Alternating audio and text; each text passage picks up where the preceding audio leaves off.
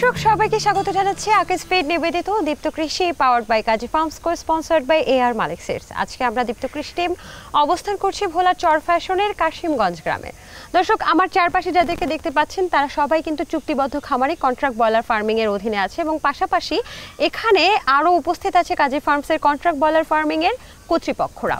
দর্শক এই উঠান বৈঠক বা বৈঠকের আয়োজনের উদ্দেশ্য একটাই, সেটা হচ্ছে এখানকার চুক্তিবদ্ধ খামারিদেরকে আমরা নানা প্রশ্ন করব, তাদের সমস্যার সমাধান এই বিষয়গুলো নিয়ে কথা বলবো এবং আমাদের যেহেতু কোম্পানির কর্মকর্তাও আছে তাদের থেকেও আসলে সেটা সমাধান এবং তাদের যদি কোনো প্রশ্ন থাকে সেগুলোও কিন্তু জানার চেষ্টা করব। আমরা আলোচনার মাধ্যমে আসলে বোঝার চেষ্টা করব আসলেই চুক্তিবদ্ধ খামার করে এখানকার চুক্তিবদ্ধ খামারিরা কি ভালো আছে নাকি কোনো সমস্যার সম্মুখীন হচ্ছে সেই বিষয়গুলো।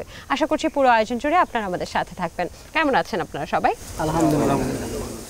জি, আমিও ভালো আছি। আপনাদের এখানে আসলাম, ভালো লাগলো যে চুক্তিবদ্ধ খামারের সংখ্যা এখানে অনেক বেশি। আপনাদের মধ্যে এমন কেউ আছেন যারা হচ্ছে একটা সময় খামার করতেন, ব্রয়লার খামার, তারপর একটু লসের সম্মুখীন হলেন, মাঝখানে অনেক দাম, খাদ্যের দাম বৃদ্ধি, বাচ্চার দাম বৃদ্ধি, লসের সম্মুখীন হয়ে আবার বন্ধ করে দিলেন এবং এখন আবার চুক্তিবদ্ধ খামারে আসলেন, এমন কেউ আছেন? আমি আছি। এখন আবার করছেন? জি। আচ্ছা, আপনি একটু যদি আমাকে বলতেন যে আবার এখন কেন ব্রয়লার ব্যবসায়ী আসলেন? আচ্ছা, আমি যখন এখানে ব্যবসা শুরু করছি তখন এখানে ডিলার পয়েন্টে ব্যবসা করা হতো, তখন কাজী ফার্ম এখানে ছিল না। তখন আমরা যখন ব্যবসা করতাম তখন সেখানে খাবারের দাম, তারপরে বাচ্চার দাম বেশি রাখতো, তারপরে বিক্রি করতে যা বাজার যাতে মূল্য কম থাকতো, তখন আমরা এক সময় লসে পড়তাম। এভাবে না, আমি একটু বিস্তারিত জানতে চাই আসলে কি হতো। ধরেন আপনি একটা বাচ্চা কিনতে গেলেন, জি, বাচ্চা কিনতে গেলে এককভাবে করার ক্ষেত্রে কি সমস্যার সম্মুখীন হতো? যেমন সমস্যার সম্মুখীন হতো, আমরা যখন বাচ্চাটা ডিলার পয়েন্টে কিনতাম তখন দেখা যাচ্ছে ডিলার আমাদের কাছ থেকে যখন আমরা বাকি নগদে করতাম, আমাদেরও তো পুঁজি ছিল না যে আমরা সম্পূর্ণ নগদ করতাম বা আমরা কোম্পানির সাথে সরাসরি করতাম, ওইরকম প্রসেস ছিল না। তখন দেখা যাচ্ছে ডিলার পয়েন্টে যখন করতাম ডিলারের কাছ থেকে আমরা বাকি নগদে করতাম, তখন ডিলার কি করতো, একটা বাচ্চাতে আমাদের 8-10 টাকা বাড়তি নিত। তখন সেখানে আমাদের অনেকটা পূর্বে কত লাগতো, দেখা গেছে অনেকটা খরচ বাইরে যেত। তখন আমাদের খাবারটাও সেম ওরকমই ধরতো। তখন বিক্রি করতে যাইয়া সেখানে আবার তাদের মাধ্যমে বিক্রি করতাম, তারা আবার আমাদের ওই কেজি প্রতি একটা টাকা তারা নিয়ে যেত, 5 টাকা 10 টাকা করে তারা কাইটা নিত। কেন? তো ওরা ওই যে আমাদেরকে কিছু পুঁজি খাটাইছে, আমাদেরকে বাকি দিছে, এই জন্য তারা কমিশন নিত। প্রতি বেজে আমাদের একটা লস হইতো, আপনার লাভবান হইতে পারতাম না। তখন একটা সময় দেখা গেছে লসের সংখ্যা বাড়িয়ে যায়, ঋণই আমরা তার খাতায় দেনা হয়ে যেতাম, অনেক দেনা হয়ে যেতাম। তখন আমরা দেনা পরিশোধ করতে পারতাম না, তারা দেনার জন্য চাপ দিত, তখন আমরা এক সময় খামার বন্ধ করে দিতাম। তাহলে আপনার পরিস্থিতি তো আমরা শুনলাম, আমি আরো একজন খামারিকে একটু বলতে চাচ্ছি বা জানতে চাচ্ছি যে আপনারাও কি এমন কোনো পরিস্থিতিতে ছিলেন যে আগে করেছেন, মাঝখানে বন্ধ, আবার শুরু করেছেন চুক্তিবদ্ধ? আপনিও ছিলেন? আচ্ছা, আপনার কি পরিস্থিতি ছিল ভাই? আমার পরিস্থিতি ছিল, আমার একসময় যে সময় আমি সর্বপ্রথম যখন আমরা খামার করি তখন ডিলারদের মাধ্যমে খামার হইতো আর কি। ডিলাররা সরফেশন ডিলাররা খামার বাচ্চা দিত, খাবার দিত। প্রথম স্টার্টিংয়ে কিছু ব্যবসা বাণিজ্য আমাদেরকে ধরাইতো, তো ধরানো ওই লোভে আমরা আবার বাচ্চা উড়াইতে যায়, শেষ পর্যন্ত দেখা যায় এক বেজ লাভ করছি, দ্বিতীয় বেজ আবার লোকসান হয়ে যেত। তো লোকসান যেটা হয়তো তাদের খাতা লেখা থাকতো, আবার যখন আমার তৃতীয় বেজ আবার যখন আমি লাভ করতাম তখন আবার ওইখান থেকে আমার কিছু টাকা কেটে নিত, আর কিছু আমার মোটামুটি সংসার চালানোর জন্য মোটামুটি আমরা নিতাম তাদের থেকে। এইভাবে নেওয়ার পরে দেখা যায় এক সিট লাভ করছি, 3 সিটে আমার লোকসান হয়ে গেছে। এরকম হইতে দেখা যায় 1 বছর 2 বছর করে এবার ফালতে তাদের থেকে বাচ্চা উড়াই দিত। কারণ বাচ্চা না উড়াইলে কয়দিন বাদে বাচ্চা নেন, না হলে বাচ্চা যদি নেন তো আমাদের টাকা ফিট করেন। এখন বাচ্চা নিয়ে বারবার লোকসান দেওয়া তো সম্ভব হয় না। তো এইভাবে বাচ্চা আস্তে আস্তে করে দিতাম। হয়তো যেখানে বছরে উড়াইতাম 6 বীজ, সেখানে বছর উড়ে 3 বীজ, এরকম করে উড়াইতে শেষ পর্যন্ত লাস্টে খামার বাদে দিয়ে দিলাম। তো খামার বাদ দেওয়ার পরে কয়েক বছর যখন খামার বাদ হয়ে গেল, তখন এই কাজী কোম্পানি যখন শুরু হয়ে গেল, হ্যাঁ, তখন উনি আমার আত্মীয় আর আমার শ্বশুর হয় খামারি। উনিও খামারি? আচ্ছা, উনি বলছে আপনাকে? উনি খামার করছে, আমার ছেলেও ছিল, চর ফ্যাশন ব্যবসায়ী ছিল হেড ডিলারের সাথে। তো ওনারা সহকারে পরামর্শ দিল যে এখন কাজী কোম্পানির ভিতরে ঢুকেন, এখানে ভালো একটা আছে। তখন আবার আমি যোগাযোগ করে, হামিদ ভাই ছিল তখন প্রথম আমাদের, হামিদ ভাইয়ের সাথে যোগাযোগ করে আমরা এই খামারটা, আমার আগেরই খামার করা এটা, তো এটা মোটামুটি বাকি মেরামত করে ওনার সাথে পরামর্শ করে এখন আলহামদুলিল্লাহ আমরা অনেক ভালো আছি। তাহলে এটাই ছিল কারণ আপনারা আবার হচ্ছে কন্ট্রাক্ট ব্রয়লার ফার্মিং এ চলে আসার জন্য, তাই তো? ভাইয়া আমি একটু আপনার কাছে আসি। এতক্ষণ যে পরিস্থিতিটা শুনলাম যে তারা আগে আসলে অনেকটা জিম্মির মতোই হয়ে উঠেছিল, কিন্তু এখানেও কিন্তু চুক্তিবদ্ধ খামারি করার ক্ষেত্রে অনেকের মধ্যে প্রশ্ন আসবে যে চুক্তিবদ্ধ যদি করি, চুক্তি মানে কি আমি আবার জিম্মি হয়ে যাব কিনা, এরকম কোনো ঘটনা আছে কিনা এই ক্ষেত্রে? না, এখানে এমন কোনো বিষয় নাই। আসলে এখানে সে চুক্তিতে আসছে আমাদের সাথে, যে আমাদের থেকে তিনি কিছু সুবিধা নেবেন এবং তার বিনিময়ে তিনি খামার কাজ করবেন এবং পরবর্তীতে সেই তার খামার থেকে আমরা মুরগি যে প্রোডাকশন উনি দিবেন সেই মুরগিগুলো আমরা বাজারে সেল করে আমাদের যে লাভটা থাকবে এবং তার যে লাভটা আসবে সেটা তাকে আমরা বুঝিয়ে দিব।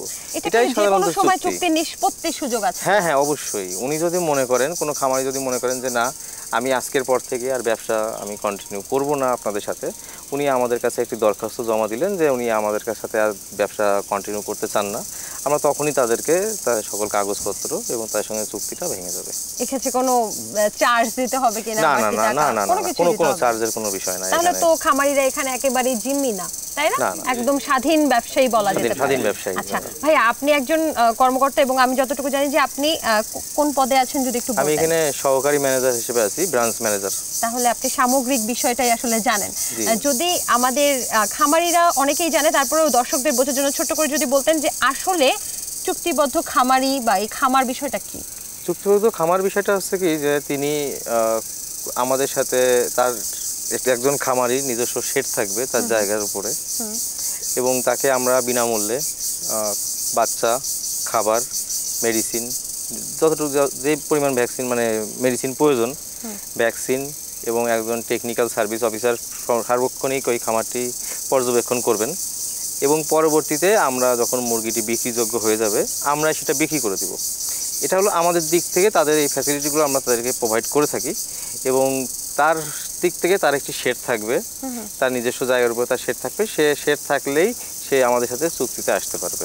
বাহ, চমৎকার। তাহলে অনেকের মনে প্রশ্ন যদি এখন আসে, যে আমি একজন সাধারণ মানুষ হিসেবে প্রশ্নগুলো করছি, যে বাচ্চার দাম কি তাহলে বেশি রাখতেছে কিনা বা খাবারের দামটা বেশি রাখছে কিনা, এই বিষয়গুলো নিয়ে কি বলবেন? আমি এই বিষয়টা সহজ করে বলি যে এই প্রশ্নটা আসার আসলে কোনো কারণ নাই, কারণ বাচ্চার দামের সাথে বা খাবারের দামের সাথে এই খামারিদের, চুক্তিবদ্ধ খামারিদের কোনো সম্পর্ক নাই। বাজারে খাবারের দাম বা বাচ্চার দাম বাড়বে কি কমবে না কমবে সেটা তাদের মাথা ব্যথার বিষয় না, কারণ তারা বিনামূল্যে এটা পাচ্ছে আমাদের কাছ থেকে। আচ্ছা, ওষুধপাতি ওগুলো সব বিনামূল্যে? ওষুধপাতি, ভ্যাকসিন সবই বিনামূল্যে আমাদের। তাহলে আমার যদি 1 টাকাও পুঁজি না থাকে, শুধু একটা শেড থাকে, তাহলে আমি চুক্তিবদ্ধ খামারি হিসেবে আপনাদের সাথে আসতে পারবেন, যুক্ত হতে পারবো। আচ্ছা, সেই ক্ষেত্রে মুনাফাটা আসলে কিভাবে, এটা যদি একটু বলতেন। আমরা সবাই জানি, তারপরেও এটা তাদের মুনাফাটা নির্ভর করে কয়েকটি বিষয়ের উপরে, যেমন তিনি প্রথম দিন থেকে বিক্রি পর্যন্ত যে মুরগিটা লালন পালন করলেন তার মৃত্যুর হার, বিক্রির সময় গড় ওজন এবং এফসিআর ফিড কনভার্সন রেশিও এবং এই 3টি বিষয়, আর বাজারের দরের উপরে কিছু বিষয় আছে। এটার উপর নির্ভর করেই ওনাদের মুনাফাটা হিসাব করা হয়, লভ্যাংশ হিসাবটা করা হয়। বাজারে এলো আকিস ফিড, বাড়বে খামারের লাভ, রেজাল্ট হবে হিট।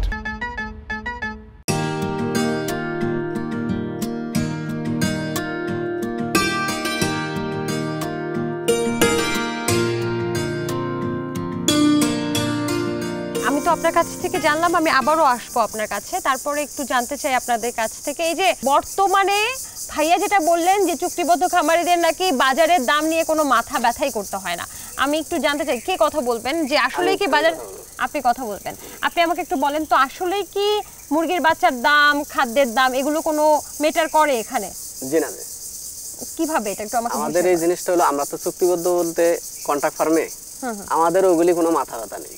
কি খাদ্যের দাম, কি মুরগির বাচ্চার দাম, হ্যাঁ বেচা বিক্রি, এগুলি আমাদের ইয়া না। আমাদের ইয়া হলো যে আমরা যদি গড় ওয়েটটা ভালো করতে পারি আর এফসিআর খাদ্যের ইয়াটা যদি আমরা একটু কম করতে পারি, তাহলে আমরা যত ওয়েট দিতে পারবো ওয়েটের উপরে ভিত্তি করে আমাদের পার্সেন্টেজটা এরকম আসে। তো আমার এ পর্যন্ত 24 থেকে 25 বেজ আমি কন্ট্রাক্ট ফার্মের সাথে যুক্ত।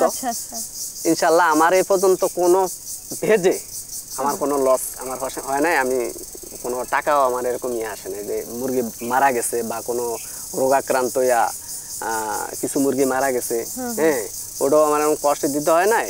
কম বেশি ইনশাল্লাহ আমি টাকা পাইছি, যে ইয়াতে আমি ভালো করতে পারছি, একটু ওয়েট ভালো আসছে, সেখানে আমি টাকা ভালো পাইছি। যেমন গেল বেজে আমার একটু ভালো হয়েছে, তাতে আমি 3000 মুরগিতে 1,41,324 টাকা পাইছি।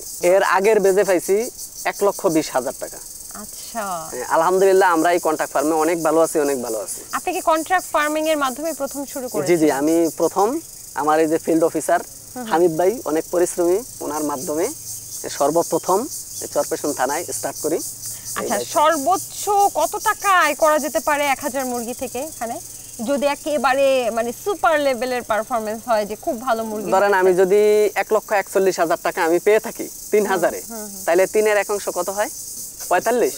ধরেন 45-50 এরকম अवेलेबल করা যায় যদি একটু ভালো পরিশ্রম আমরা করতে পারি। মানে 1000 মুরগিতে 45 থেকে 50-60,000 টাকা হয়। 50-60,000 টাকা হয়। ব্যাপার থেকে পরবর্তী ব্যাচ ওঠানোর জন্য জীবাণুনাশক থেকে শুরু করে সেটাকে বায়ো সিকিউরিটি মেইনটেইন করা, এছাড়া বিদ্যুৎ বিল, এই বিষয়গুলো তো থাকে। এই ছোট ছোট বিষয়গুলো আসলে এদের এই খরচগুলো কারা বহন করে? আসলে ঘর একটা ব্যাচ ক্লিয়ার হওয়ার পরে নতুন করে যখন শুরু করতে হয় তখন সেটা ক্লিনিং করতে হয়। তো ক্লিনিং করার জন্য যে জীবাণুনাশকটা দিতে হয় বা ব্লিচিং দিতে হয়, এগুলো আমরা অফিস থেকেই বিনামূল্যে দিয়ে থাকি। এরপর সেটা ক্লিনিং করার পরে আমরা তো বাচ্চা দিয়ে থাকি, খাবার, মেডিসিন। এর বাইরে যেই জিনিসগুলো প্রয়োজন হয়, অর্থাৎ বিদ্যুৎ, ভুসি, পানির পাত্র, খাবারের পাত্র, এই যাবতীয় বিষয়গুলো এটা খামারি বহন করে থাকে। আচ্ছা আচ্ছা, এই ছোট বিষয়গুলো লিটার মনে হয় খামারিকে বহন করতে হয়। লিটার। আচ্ছা, এবার তো আরো একটা ছোট বিষয়, ঠুনকো বিষয়, তাও জিজ্ঞেস করতে ইচ্ছে করছে যে আপনারা তো ফিড হচ্ছে বিনামূল্যে খামারিদেরকে দিচ্ছেন, সেই ক্ষেত্রে ফিডের বস্তাগুলো কি হচ্ছে? ফিডের যে বস্তাগুলো, এই বস্তাগুলো এটা খামারি সম্পূর্ণভাবে সে এটা বিক্রি করে নিতে পারে, বা এটা তার। এখানেও কিছু পরিমাণ টাকা জি, জি, পেয়ে জি, যাচ্ছেন। আরে আকিস ফিড আইছে, এবার ঠেকাই বকে শুনি। বাজারে এলো আকিস ফিড, বাড়বে খামারের লাভ, রেজাল্ট হবে হিট।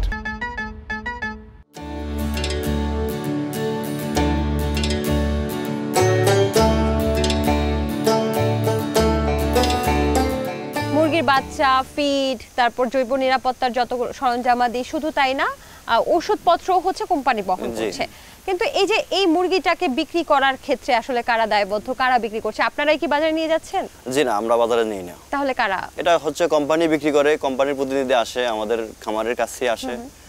সেক্ষেত্রে কোম্পানি ডিসি মেমো করে 1 কপি আমাদেরকে দিয়ে যায়, ওয়েট আমাদের সামনেই দেয়। এখানে আপনাদের সামনে ওয়েট মাপা হয়? আমাদের সামনে ওয়েট মাপা হয় এবং কোম্পানির প্রতিনিধি সেখানে আপনার মেমো করে 1 কপি তারা নিয়ে নেয়, আরেক কপি আমাদের কাছে রাখা যায়। পরবর্তীতে সম্পূর্ণ মুরগি যখন নিয়ে নেয়, তারপর আমাদের কাছে যে কপি থাকে ওই কপি হচ্ছে কোম্পানি নিয়ে নেয়। ওই কোম্পানি ওই কপির মাধ্যমে হিসাব নিকাশ করে আমাদের পাওনা পরবর্তীতে আমাদের ব্যাংক অ্যাকাউন্টের মাধ্যমে পৌঁছে দেয়। তার মানে স্বচ্ছতার একটা বিষয় আছে, তাই তো? জি জি, স্বচ্ছতার বিষয়। এই ওয়েট অনুযায়ী নিশ্চয়ই আপনারা টাকাটা পাচ্ছেন। ওয়েট অনুযায়ী আমরা টাকাটা পাচ্ছি। উৎপাদন খরচ যত কমাবেন, হ্যাঁ, উৎপাদন খরচ যত কম হবে, আমাদের খাবারটা দেখা গেছে কিছু কিছু সময় মুরগি ওয়েদারের উপরে ভিত্তি করে খাবার কম খায়, তুলনামূলক ওয়েটটা মানে বেশি আসে। সেই ক্ষেত্রে আমাদের আপনার এফসিআরটা কম হয়, সেই ক্ষেত্রে আমাদের রেজাল্ট ভালো হয়, মুরগির ওয়েট ভালো হয়, গ্রোথ ভালো আসে। সেক্ষেত্রে আমাদের টাকাটা, মুনাফাটা একটু বাড়তে আসে অন্য সময় তুলনামূলক। বাচ্চার কোয়ালিটি আর খাবার কোয়ালিটি কেমন পাচ্ছেন? আমাদের বাচ্চার কোয়ালিটি কাজী কন্ট্রাক্ট ফার্মের সর্বোচ্চটা মানে এই গ্রেডের বাচ্চা দেয় সব সময়। দেখা গেছে কিছু কিছু সময় মানে নরমাল আসে না, আমরা ভালোই আসে। মানে বাচ্চার মান ভালো। ফিডের দাম কেমন, মানে ফিডের দাম বলতে ফিডের কোয়ালিটি কেমন পাচ্ছেন একটু যদি বলতেন? ফিডের কোয়ালিটি হচ্ছে বাজারে যে ফিড আছে ওই ফিড থেকে তুলনামূলক অনেক ভালো।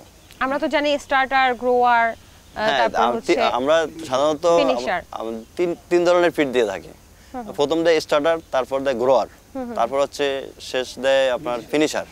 একটু আপনার কাছে আসি, যেহেতু উৎপাদনের সকল বিষয়গুলোই হচ্ছে আপনারা বহন করছেন, বাচ্চা থেকে শুরু করে ফিড টিড সবকিছু, তো এক্ষেত্রে যদি খামারি আসলে লসের সম্মুখীন হয় তাহলে লসটা আসলে আপনারাই বহন করবেন, আলটিমেটলি লস তো আসলে কোম্পানিরই হবে। সেক্ষেত্রে এই যে ওনারা যে বিভিন্ন সময় কখন আসলে মুরগিটা বিক্রি করবে, কখন খাবার দিবে, কি খাবার দিবে, বা সার্বিক তত্ত্বাবধান, কি ওষুধ খোলে কি করবে, এই তত্ত্বাবধানগুলো আসলে কি করছে, কারা করছে? এটা আমাদের ব্রাঞ্চে বা আমাদের এই কন্ট্রাক্ট ব্রয়লার ফার্মিং এ আমাদের অনেক টেকনিক্যাল অফিসার আছেন, তারা প্রতিদিনই তাদের খামারগুলো ভিজিট করেন। তাদের নির্দিষ্ট এরিয়ায় তাদের প্রায় অনেক খামারই আছে এবং তারা রেগুলারিটি মেনটেন করে খামারগুলো ভিজিট করেন।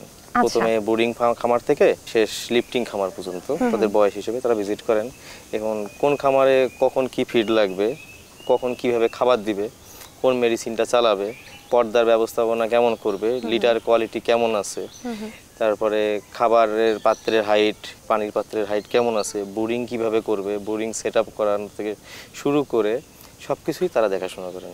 যদি দেখা যাচ্ছে যে কোনো কারণে একটা খামারে মুরগি মারা গেছে, তো তারা সেখানে যেয়ে সেই মুরগিগুলো পোস্টমর্টেম করেন। তাদেরকে সেইভাবেই ট্রেনিং করানো যে তারা পোস্টমর্টেম করে কারণটি খুঁজে বের করবে যে কী কারণে মুরগিগুলো মারা গেল।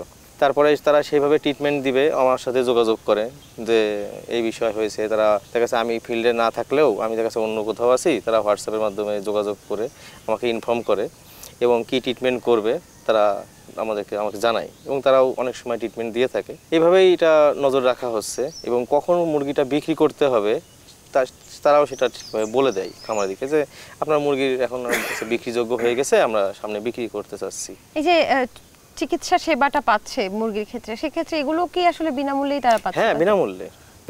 বাহ, চমৎকার। এবং সার্বক্ষণিক আপনারা তত্ত্বাবধানে রাখছেন। এক্ষেত্রে খামারি একটা প্রশ্ন চলে আসে যে খামারি যে ইচ্ছে করলে কি আসলে কোনো প্রতারণার আশ্রয় নিতে পারে কিনা, যেহেতু দুই পক্ষই স্বচ্ছতা থাকা উচিত, যে আমি ফিডটা নিলাম আপনাদের থেকে নিয়ে বেচে দিলাম, বা আমি আপনাদের মুরগি বললাম যে মরে গেছে ভাই, তখন আপনারা কি করবেন? না না, এটা আসলে সুযোগ নাই। কারণ আপনার একজন অসৎ খামারি যদি সে খাবার বিক্রি করে দিতে চায় সে বিক্রি করতে পারবে, কিন্তু সেটা আমরা বুঝতে পারবো কারণ আমাদের স্ট্যান্ডার্ড হিসেবে খাবারের হিসাব আছে যে এই বয়সে এই মুরগিটি এই পরিমাণ খাবার খাবে। এখন সে যদি কোনো অসৎ উপায় অবলম্বন করে তাহলে সেটা আমরা সহজেই ধরতে পারবো। আমরা লিটার ম্যানেজমেন্ট, কার্টের ম্যানেজমেন্ট, পর্দার ব্যবস্থাপনা, ভুসির ব্যবস্থাপনা থেকে শুরু করে খাবার ব্যবস্থাপনাতেও আমরা সঠিক পদ্ধতিটা মেনটেন করি এবং আমাদের খামারগুলোতে আমরা বায়োসিকিউরিটি সর্বোচ্চ নিরাপত্তা দেওয়ার ব্যবস্থা করি, যে বাইরে থেকে কেউ আসতে পারবে না, খামারে সহজে ঢুকতে পারবে না এবং অবশ্যই পরিষ্কার পরিচ্ছন্নভাবে মেডিসিন স্প্রে করে খামারে প্রবেশ করতে হবে। দিনে 2 বার আছে লিটারটি আশ্রাবে, যেই সময় যেরকম পর্দা রাখার প্রয়োজন সেভাবে পর্দার ব্যবস্থাপনা করবে। এবং অনেক সময় দেখা যায় যে লিটারের কারণে বা খাদ্যের মিক্সিংয়ের ভুলের কারণে হয়তো বা রোগ হতে পারে খামারে, তো এখন খামারিদেরকে সেইভাবে ট্রেনিং করানো হয় যাতে তারা এইগুলো করলে মানে অনেকটা রোগ বালাই কমে। প্রতিরোধকে আগে বেশি গুরুত্ব দিচ্ছেন আপনারা, খুব ভালো। একজন খামারে যদি ধরেন আমার এত ছোট একটা শেড, আমি ভালো করে সেটাকে জৈব নিরাপত্তা মেনটেন করলাম না, আমার যত ইচ্ছা তত আপনাদের থেকে বাচ্চা অর্ডার দিলাম যে ভাই দেন 3000 বাচ্চা, আমার ছোট জায়গা তো কি হয়েছে আমি পালবো, আপনারা আমাকে দেবেন কিনা? না, দেখেন এটার ক্ষেত্রে বিষয়টা এমন যে আমরা একটা নির্দিষ্ট স্কয়ার ফিট হিসাব করে নিই প্রতিটা মুরগির ক্ষেত্রে, সেই হিসাব করেই আমরা বাচ্চা দিই। আচ্ছা, আপনাকে অসংখ্য ধন্যবাদ। আপনার কাছ থেকে অনেক কিছু জানলাম এবং আমাদের খামারি ভাইদের কাছ থেকেও অনেক কিছু জানলাম। আচ্ছা, একটু জানতে ইচ্ছা করছে, আপনারা কি আসলেই সবাই লাভবান পর্যায়ে আছেন? আপনারা কে কে শেড বাড়াবেন বলেন তো সামনে? আর ইতিমধ্যে বাড়িয়ে ফেলেছেন কারা? আপনারাও বাড়াইছেন? বাহ, লাখপতি কারা কারা আছেন? সবাই দেখে সবাই অবশ্য আমার পাশে এক ব্যাচ উঠিয়েই তো লাখপতি হয়ে যাওয়া যায়। বাহ, চমৎকার। তাহলে আপনাকে দেখে অসংখ্য ধন্যবাদ। মাশাআল্লাহ, আপনারা অনেক ভালো পর্যায়ে আছেন এবং প্রান্তিক খামারিরা যে আস্তে আস্তে আরো বেশি উদ্বুদ্ধ হচ্ছে আরো বড়ভাবে শেড করার জন্য, আরো মুরগি উৎপাদনের জন্য, এটা জেনে খুব ভালো লাগছে। আপনারা ভালো থাকেন তাহলে। আসসালামু আলাইকুম, আবার দেখা হবে। কৃষি বিষয়ে যে কোনো তথ্য জানতে ও জানাতে লিখতে পারেন এই ঠিকানায়। দীপ্ত কৃষি, প্লট 7/A/গ, তেজগাঁও শিল্প এলাকা, ঢাকা 1208। আপনারা চাইলে ইমেল করতে পারেন krishi@dipto.tv এই ঠিকানায়, অথবা ফোন করতে পারেন 0178-768-2832 নম্বরে। শুক্রবার ছাড়া প্রতিদিন সকাল 9টা থেকে বিকেল 5টা পর্যন্ত। দর্শক, এই ছিল দীপ্ত কৃষি আজকের আয়োজন। আশা করছি আপনাদের পুরো আয়োজন ভালো লেগেছে। একটা চমৎকার বিষয় আমার খুব ভালো লাগলো যে খুব আজব একটা ব্যবসা। ধরেন আপনার কাছে পুঁজি নেই তো কি হয়েছে, আপনি ব্যবসা শুরু করে দিতে পারেন। নির্দিষ্ট পরিমাণ একটা মুনাফা আপনি মাস শেষে বা ব্যাচ শেষে অবশ্যই পেয়ে যাবেন, একেবারে নিশ্চিত, কোনো ঝুঁকি নেই। এই ধরনের ব্যবসা আসলে করলে আমার মনে হয় না প্রান্তিক খামারিরা আর কখনো হারিয়ে যাবে, বরং প্রান্তিক খামারিরা আরও বড় বড় খামার তৈরি করবে। আমরা নিরাপদ খাদ্য পাবো, নিরাপদ ব্রয়লার মুরগি পাবো। দর্শক, আজকের মতো আমি সমৃদ্ধি বিদায় নিচ্ছি দীপ্ত কৃষির পর্ব থেকে, powered by Kazi farms, co sponsored by AR Malik sets.